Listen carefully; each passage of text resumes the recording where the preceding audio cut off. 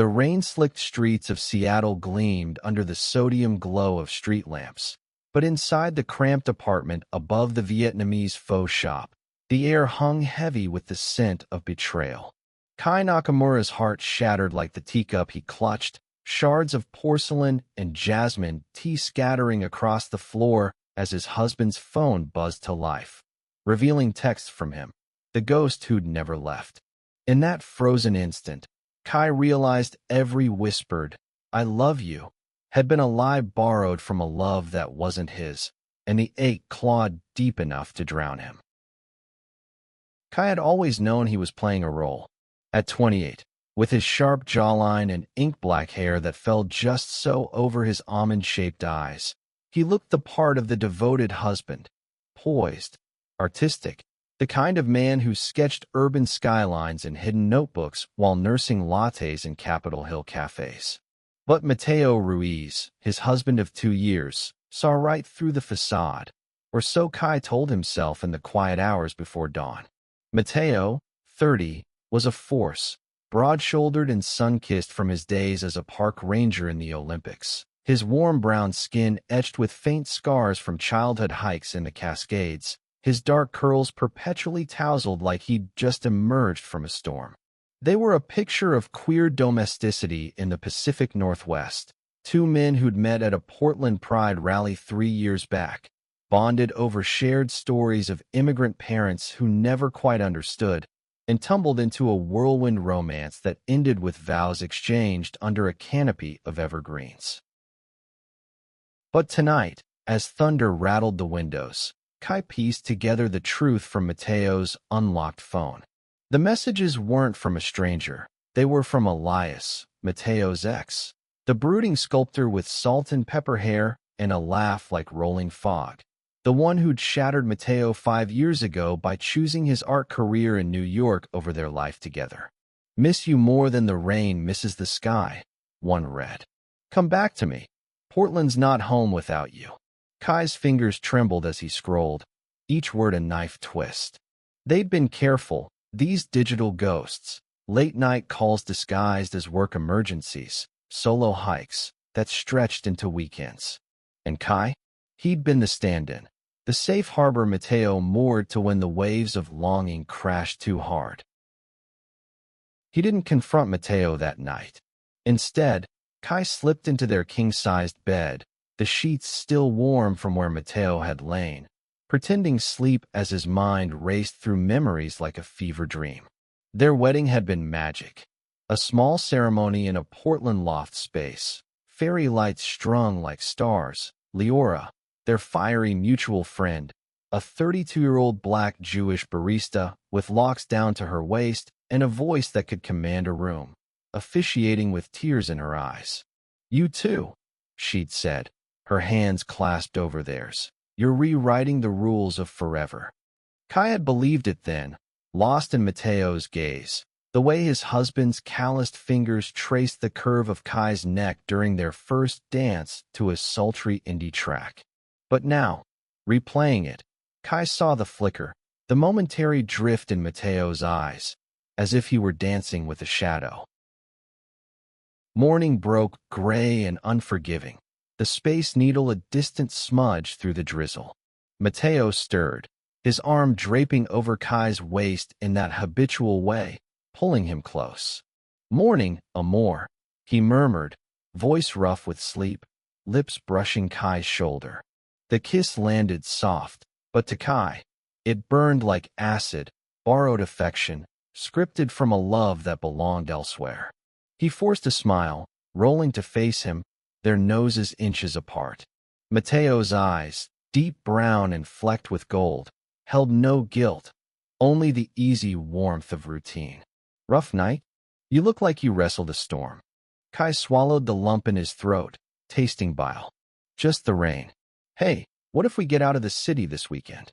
Drive to the Olympics, like old times." It was a Hail Mary, a desperate bid to reclaim what they'd lost, or never truly had. Mateo's face lit up, that boyish grin splitting his features, revealing the dimple Kai had once traced with his tongue in stolen motel rooms. "Hell yes. Tent, trail mix, And you? Perfect. The drive west was a blur of emerald hills and mist-shrouded peaks, the kind of Pacific Northwest beauty that made your chest ache with possibility. They cranked the radio, indie folk anthems about lost loves and found roads, while Kai's hand rested on Mateo's thigh, feeling the muscle tense and release under denim. Conversation flowed easy at first.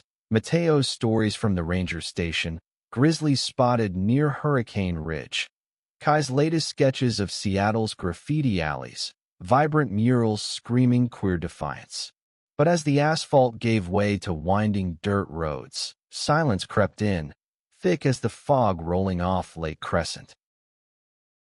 They pitched their tent by a secluded stream, the water's rush a lullaby against the encroaching dusk. Dinner was simple, grilled salmon from a roadside stand, wrapped in foil with lemon and dill, eaten cross-legged on a plaid blanket. Mateo's laughter echoed as he recounted their first date, a disastrous attempt at kayaking on the Willamette, where Kai had capsized spectacularly.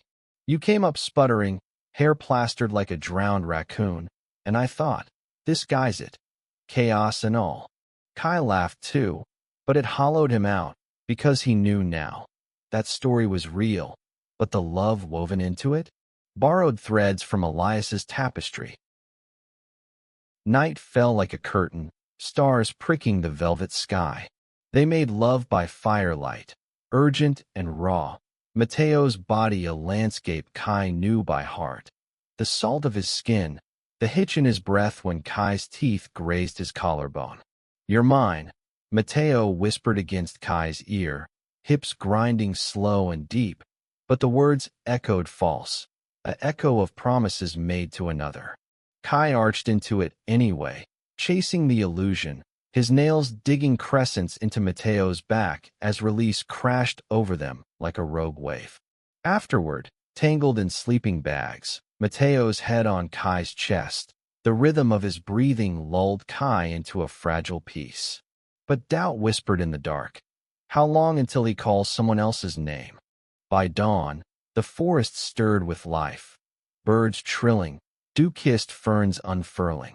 They hiked the Marymere Falls Trail, hand in hand, the path slick with moss and memory. Mateo pointed out edible berries, his ranger's knowledge a quiet poetry, while Kai snapped photos on his phone, framing Mateo against the cascade's roar. God, you're beautiful here, Kai said, voice cracking on the edge of truth. Mateo turned, water misting his lashes, and pulled Kai into a kiss. Fierce, claiming, tongues tangling like vines. For a heartbeat, it felt real, the world narrowing to the heat of Mateo's mouth, the press of his body against the rough bark of a cedar. But then Mateo's phone buzzed in his pack, insistent as a hornet. He broke away, cheeks flushed, and glanced at the screen. Kai caught the shift, the subtle stiffening of shoulders, the flicker of guilt in those golden-flecked eyes. Work? Kai asked, casual as he could manage, heart pounding like war drums. Mateo nodded too quickly. Yes, station stuff. Elias. A colleague, checking on trail conditions. The lie hung between them, thicker than the mist. Elias. Not a colleague, but the specter, the sculptor whose hands had once molded Mateo's heart like clay. Kai's vision blurred with unshed tears. Elias. He repeated, the name a shard in his throat. Mateo's face crumpled, the mask slipping. Kai. It's not. But Kai was already turning, boots crunching leaves as he stormed back toward camp, the fall's thunder mocking his unraveling. By the time Mateo caught up, Kai was packing the tent with furious efficiency, rain starting to patter like accusatory fingers. Talk to me, Mateo pleaded, grabbing Kai's wrist, his grip iron and desperate. Please. The dam broke then, words flooding out in a torrent. I've been your placeholder, Mateo. Every kiss, every touch, it's all borrowed from him. From Elias. I saw the texts. I felt it in the way you say my name like it's a rehearsal. Kai's voice rose, raw and ragged, echoing off the trees. Mateo recoiled as if slapped, then stepped closer, eyes wild with a storm of his own. That's not fair. You think I don't love you? God, Kai, you're the one who stayed when I was a mess. But Elias, he carved pieces of me I can't erase. It's not about choosing. It's about the parts that ache. They argued through the downpour, voices clashing like thunder, until exhaustion claimed them. Huddled in the car as sheets of rain lashed the windshield, Mateo confessed it all. The late-night calls that started as closure but twisted into temptation. The weekends in Portland where he'd slipped away to Elias's studio, pretending it was just coffee. I thought I could compartmentalize, Mateo admitted, tears carving tracks down his face. You and him, separate worlds. But it's poisoning us. I don't want to lose you, Kai. You're not a stand-in. You're the anchor. Kai listened, chest heaving, the weight of it crushing yet strangely liberating. For the first time, anger gave way to grief, pure and purging. Then fight for me, he whispered, hand finding Mateo's across the gear shift. Call his name one last time, to end it. And then, call mine. Mean it. Mateo's nod was solemn, a vow renewed in the deluge. They drove back to Seattle in silence, the radio off, the only sound the wiper's metronome. That night, in their apartment, Mateo made the call, speakerphone on, Kai's hand in his as Elias's voice crackled through, laced with hurt and hope. I'm done, Mateo said, steady as the rain outside. I love Kai. Fully. This ends now. The line went dead, and in the hush that followed, Mateo turned to Kai, cupping his face with hands that trembled. Kai, he breathed, the name a prayer, a revelation. Kai Nakamura, my husband. Not borrowed. Mine. Their kiss then was no illusion. Fierce, unscripted, a reclamation. Lips met with the urgency of survivors, tongues exploring like rediscovering home. Mateo's hands roamed Kai's body with reverence, peeling away layers of doubt, until they tumbled to the bed in a tangle of limbs and laughter. It was slow at first, exploratory, fingers tracing scars and stories, then building to a crescendo of gasps and grips, bodies slick and synchronized. I see you, Mateo murmured against Kai's throat, thrusting deep, eyes locked in unbreakable truth.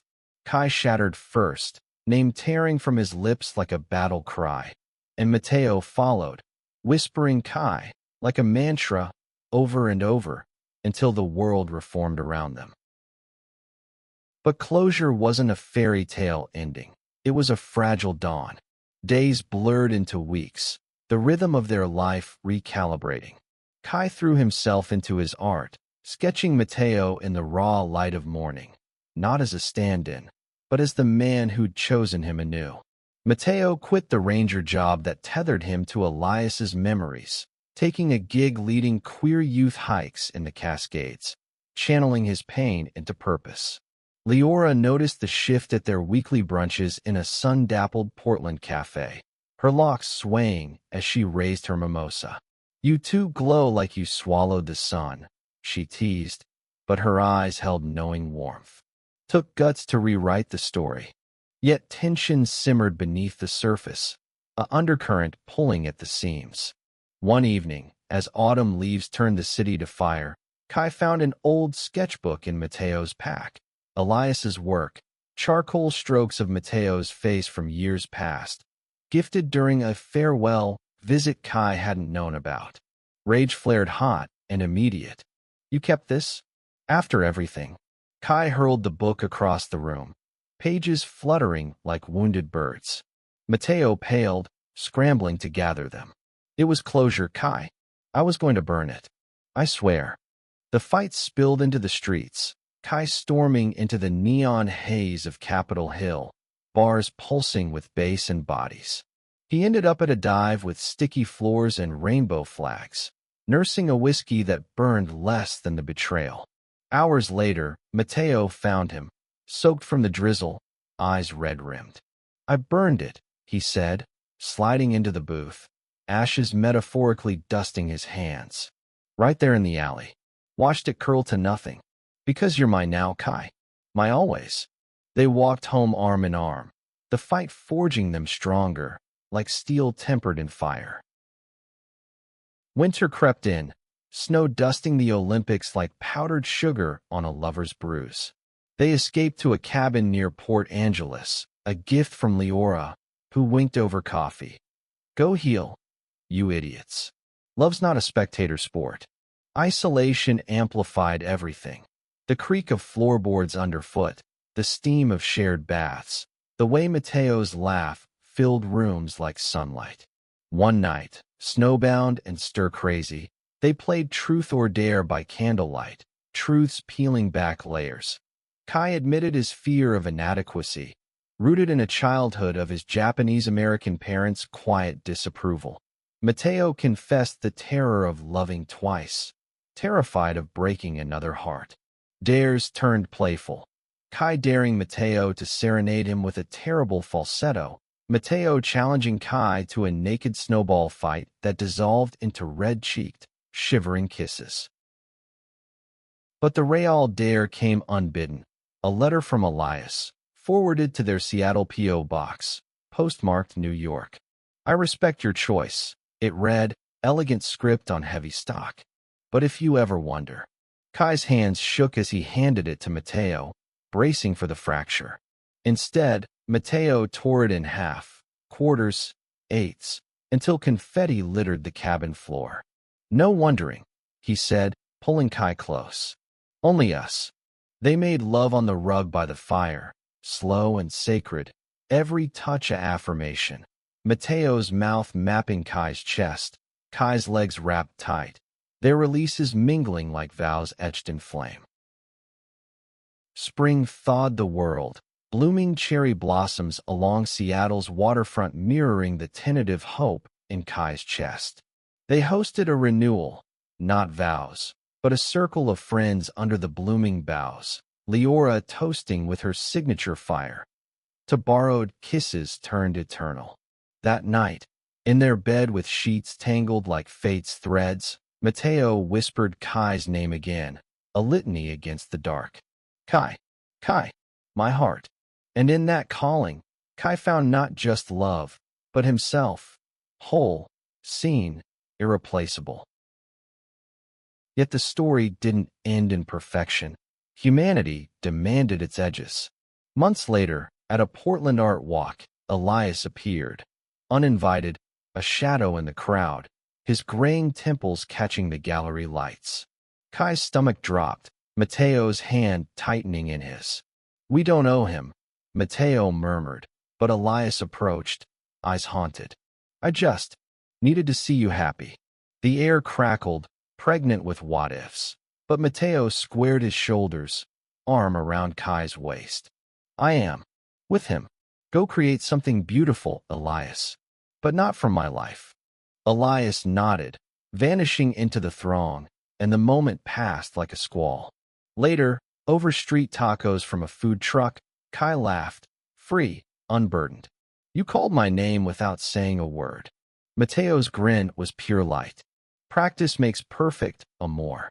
In the end, their love wasn't a straight line but a winding trail through storms and sun. Kisses no longer borrowed, but owned, fierce and flawed. Kai sketched their future in stolen moments. Hikes with adopted kids one day, gray hairs intertwined in retirement. And every night, as Mateo's voice wrapped around his name like a promise, Kai knew the truth. He wasn't a stand-in. He was the story, the heart, the home. In a world quick to borrow and break, they'd built something unbreakable, a love that called, clear and true, echoing into forever.